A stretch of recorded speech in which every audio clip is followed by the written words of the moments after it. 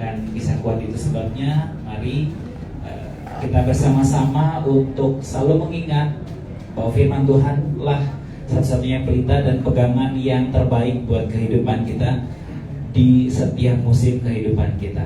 Terima kasih Bapak Ibu Saudara, Tuhan Yesus memberkati kita semuanya.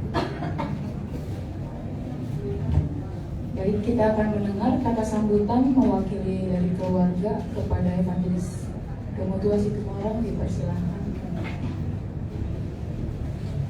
Shalom semua buat jemaat Tuhan dari GL Shelter, buat pengotok, para diaken, para gembala semua yang hadir.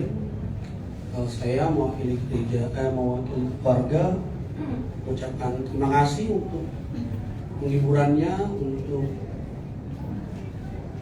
doa dan harapan yang sudah diberikan, diucapkan kepada kami.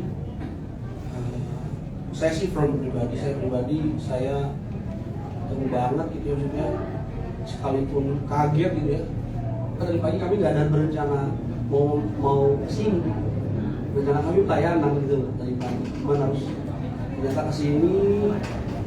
Iyalah, saya nanya ini gimana Tuhan, saya bilang kenapa? Kan udah di surga ya. Terus ngomong gitu kan, oh ya wes kalau udah di surga. Cuman memang dari pungkiri, karena mama saya ini orangnya nggak pernah nuntut ya Pak, nggak pernah nuntut, nggak pernah marah juga nggak pernah, di keluarga besar juga nggak pernah, orang yang paling humble gitu di keluarga. Jadi ya dia pergi itu aja gitu di saya sih, pergi lagi ya.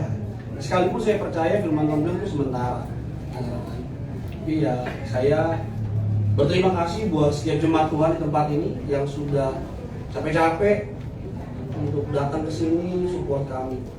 Tuhan Yesus memberkati.